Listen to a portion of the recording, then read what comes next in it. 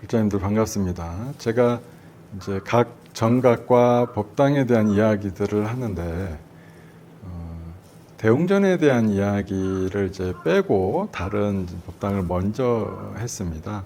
사실은 제가 예전에 이제 촬영했던 영상 가운데 대웅전에 대한 이야기들이 몇 가지에 지금 반복돼서 섞여 있어요. 그래서 일부러 뺐는데 한번 그래도 그 조각들을 한번 다시 잘 모아서 한번 설명해 드려야 되겠다 했는데 오늘 대웅전에 대한 이야기를 한번 해보도록 하겠습니다.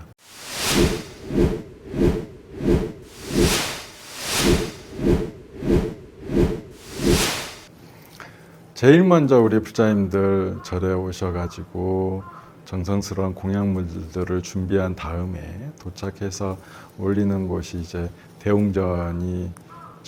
이렇게 제일 먼저 절도 하시고 그렇습니다. 네, 그러면 가장 주 법당, 대웅전의 의미가 서가모니 부처님이 계시는 곳을 대웅전으로 한다는 것이 좁은 의미의 대웅전이고요. 조금 더 그 의미를 확장한다면 주 부처님이 계시는 법당이다라고 한다면 또 그렇게 대웅전이 쓰이기도 합니다. 그렇지만 보통 대웅전은 좀 좁은 의미로 많이 쓰고 있죠. 그래서 어떤 곳들은 가면 대웅전이 없는 절들이 있습니다. 그래서 사람들이 넓은 의미의 대웅전만을 생각하기 때문에 왜 대웅전이 없는가라고 의아해들 하는데요. 네, 없을 수도 있습니다. 그 사찰마다 어떻게 창건되었는지가 다 다르고 또 그 사찰이 가지는 의미가 또 다르거든요. 이제 뭐 화엄종 계열의 사찰은 비로자나 불이 주불이 되기 때문에 대적광전 또는 비로전 이렇게 주 정각으로 모셔지기도 하고요. 그리고 아미타 부처님을 이제 믿는 그런 정토종 계열의 사찰들은 극락전이 주 법당이 되기도 합니다. 그래서 대웅전이 없는 절이 있을 수도 있다. 그것이 틀리거나 잘못된 것은 아닙니다. 그러면 대웅전이 상징하는 것은 가장 가운데 부처님, 바로 서가모니 부처님이 계시게 되겠죠. 그 다음에 대웅보전이라는 것도 있습니다. 대웅보전은 좌우에 협시불로 삼존불이 모셔져 있을 때, 그럴 때 대웅보전이라 합니다. 삼존불로는 아미타불 또 약사열이불이 모셔져 있는 곳도 있고요. 또 서가모니불, 로사나불 이렇게 모셔진 곳도 있기도 하고 삼존불은 좀 다른 형태로 이렇게 나옵니다. 그래서 그런 부처님이 세 분이 모셔져 있다 그러면 대웅보전이라고 합니다. 그리고 이제 근래 들어서는 주로 좌우 협시 보살이 원래는 문수보현보살이 협시불이고요. 근래 들어서는 이제 관세음보살, 지장보살님을 협시보살로 많이들 모셔져 있습니다. 그리고 이제 대웅전에 오면 부처님을 모신 단 있죠, 단. 그 단이 수미단이라 합니다. 이 부분도 전에 한번 설명을 했었는데 수미단이 상징하는 바는 뭐라고 그랬죠? 수미산입니다. 수미산. 그래서 수미산 위에서 지금 법문을 하고 계시는 모습을 표현해 놨다. 참 어느 곳에서 법문하신 게 이 수미산 위에서 법문하신 걸까요? 네, 그 어머니 마야 부인을 위해서 수미산 꼭대기에 도리천에 올라가십니다. 또 그곳에서 마야 부인을 위해서 법을 설하실 때 수많은 천신과 수많은 우리 눈에 보이거나 보이지 않는 많은 중생들이 부처님의 법문을 다 함께 듣게 됩니다. 그래서 그 경을 설한 경들이 화엄경, 지장경 이런 여러 경전들이 설해지고요. 그 현장을 구현한 곳이 어디다? 바로 대웅전입니다.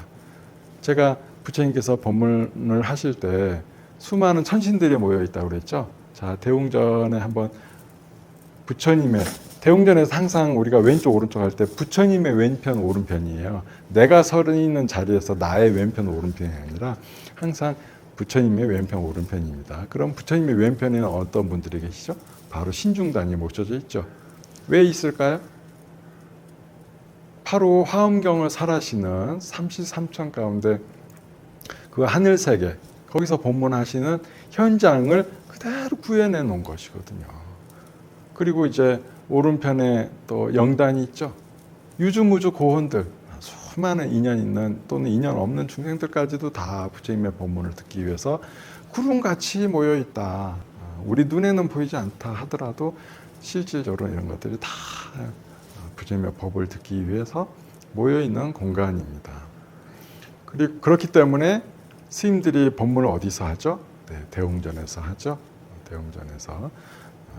예전에 스님들이 법문을 할 때는요, 스님들 법상 앞에 향로가 놓여지고요, 촛대가 이렇게 놓여집니다. 법문설할 때. 왜 그랬을까요? 부처님을 대신하기 때문이죠.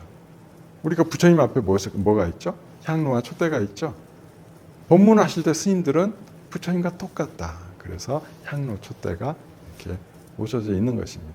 지금은 이제 많이들 간소화해서 지금은 이렇게 차리진 않지만 저는 개인적으로는 향로와 촛대를 그래도 모셔두는 게 좋다. 부처님을 대신해서 설법을 하시기 때문에, 부처님의 법문을 설하기 때문에. 그리고 이 또 대웅전은, 우리 한국의 대웅전은 뭘로 만들어져 있죠? 목조로 만들어져 있죠. 네, 목조에 상징하는 바는 뭐가 되겠어요? 우리가 부처님을 모시는 공간, 불교가 전 세계적인 불교가 된 이유는 사리를 모셨기 때문이에요. 사리, 부처님의 사리를 봉안한 곳이 신행의 공동체가 됩니다. 자, 그러면 사리는 어디에 모셔져 있죠? 탑에 모셔놨죠. 그래서 돌로 만든 탑 안에 사리가 모셔져 있다 그러면 석탑이고, 또 목조로 된 탑 안에 사리가 모셔져 있다 그러면 뭐죠? 목탑이 되는 거죠. 그러면 그 사리가 그대로 형상화된 것이 무엇이다? 바로 부처님의, 이 불상이 곧 부처님의 사리가 형상화된 거죠. 실제로 이렇게 불상을 모시게 될 때 그 안에 복장을 넣는 거죠. 그 복장 안에 사리를 넣습니다. 그러면 목조로 된 건물 안에 불사리가 모셔져 있다. 그러면 제가 뭐라고 그랬어요? 목조로 만든 탑은 뭐라고 그랬죠? 목탑이라고 그랬죠. 그래서 이 대웅전이 달리 보면 목탑과 그대로 닮아 있다.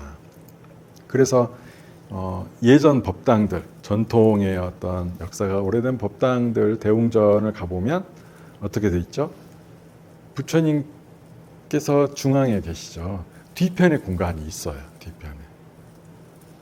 우리 공간적으로 법문이 중심이 되는 공간이라면 부처님이 맨 뒤에 딱 그 벽에 있는 것이 공간 활용에 좋잖아요.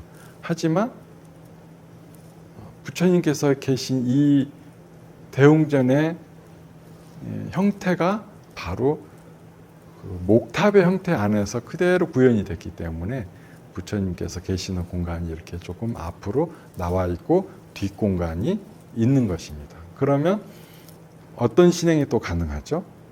네, 이렇게 탑은 우리가 탑에 예배할 때 어떻게 해요? 탑을 이렇게 오른쪽으로 시계 방향으로 3바퀴 돌면 3배가 되는 거고 108배를 돌면 108배가 되는 거예요. 이게 바로 탑돌이거든요. 그러니까 대웅전 안에서도 탑돌이가 가능한 겁니다.